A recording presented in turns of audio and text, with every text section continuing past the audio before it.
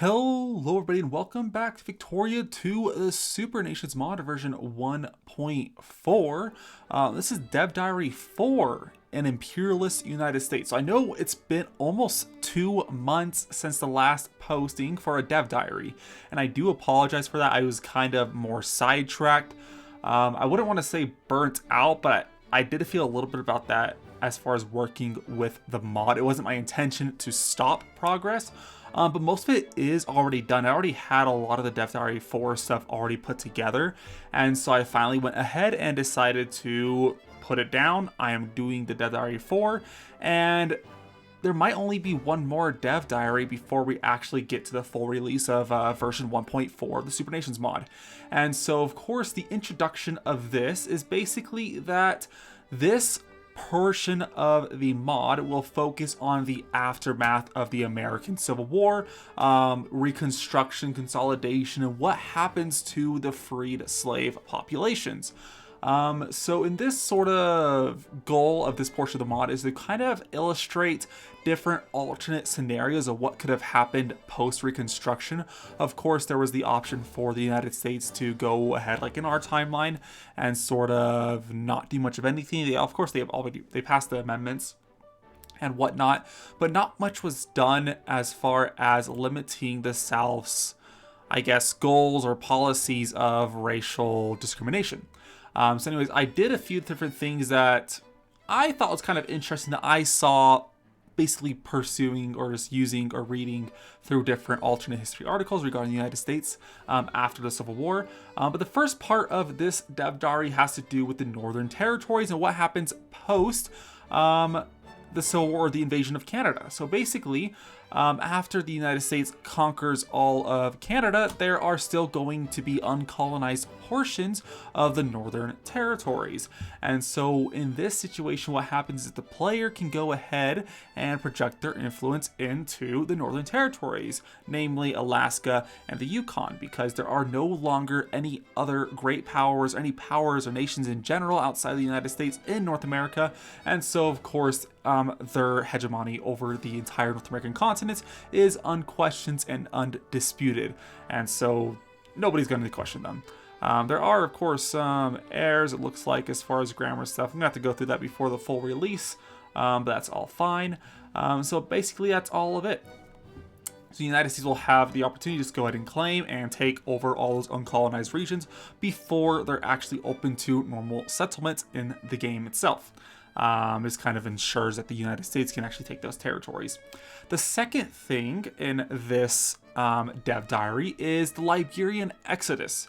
And so, if the player decided to keep Liberia as a satellite nation prior to the Civil War, then they will have the opportunity to use Liberia as a stepping stone for basically having some Afro-American populations emigrate to Liberia, or the satellite country of the United States over in Africa. And so the American Colonization Society in our timeline was a society that had basically tried encouraging freed slave populations to emigrate to Liberia in the first place.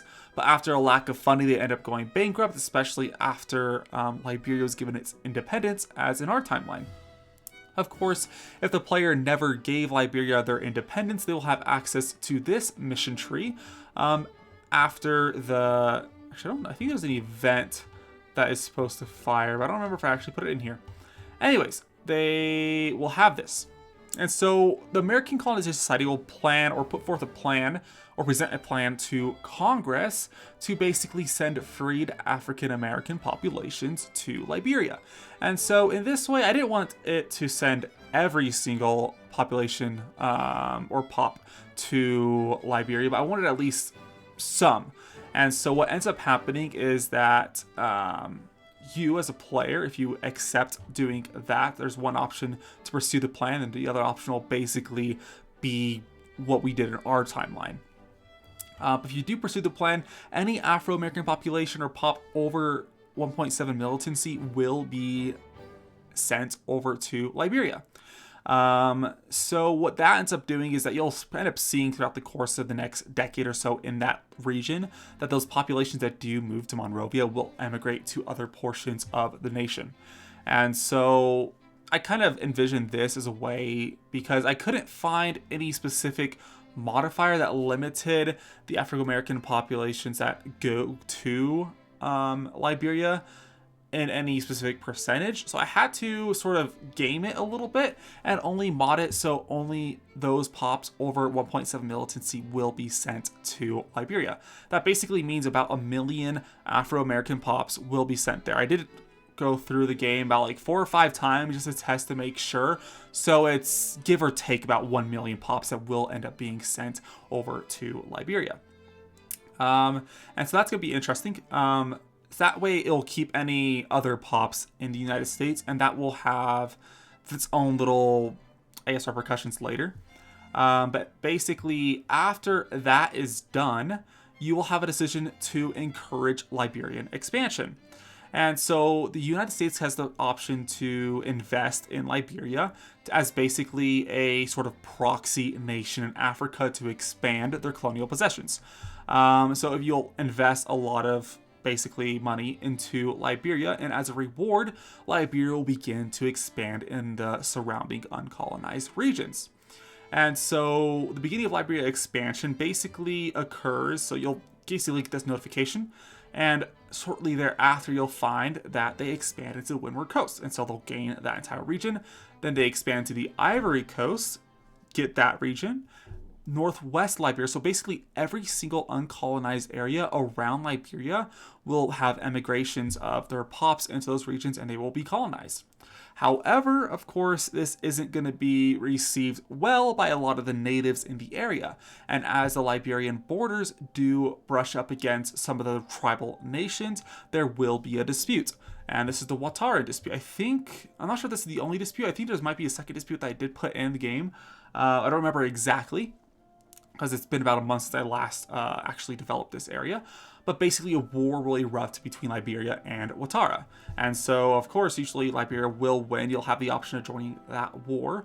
But in the end, Liberia will have fully enveloped a large portion of the Western African continent. And so that will have its own sort of effects later on in the campaign. But regardless, the next section of this mod is Lincolnia. And Lincolnia is a fictional proposal set forth by, I believe it was either Lincoln or just supporters of Lincoln, who wanted to send freed Afro-American populations over to, well, they wanted first to conquer the Panama, or buy it from Colombia, and then send freed Afro-American populations to the area to create its own sort of state. And so in the mod, I decided to try reflecting this to the best of my ability, and so thus you have the Isthmus proposal event chain. And so you have the option of basically proposing to Colombia to sell the Isthmus of Panama to the United States. Of course, being an imperialist nation after the Civil War, you'll let them know that refusal will not be an option if you do click that decision. And so you might be able to propose the purchase, and if of course they refuse, well, war erupts. And so you warned them, and so that happens. And so declare war on Colombia, then you have a custom war that ends up occurring called the War of the Isthmus. The United States will likely end up winning that war, and should they win it, they will then have the option of forming the state of Lincolnia, which in turn sends all Afro-American populations above militancy of 0.1 to the newly created state of Lincolnia. So in that way, most populations of Afro-Americans will have emigrated from the south either to Liberia or to the new state of Lincolnia. And as a result, the idea is that basically this sort of event chain reduces the influence of a lot of the racist elements in that portion of the country. And of course, that is the end of this portion of the Dev Diary. I think it's kind of an interesting sort of pursual for people who play in the United States, and it does reflect a bit about some alternate historical events that could have potentially happened. And so that's pretty much it. And so anyways, as far as a timeline for the release of version 1.40 of the Supernations mod, I had originally envisioned it to be the end of March. However, for specific reasons, I was unable to actually reach that goal. My work actually had increased our hours dramatically because a lot of people have been leaving.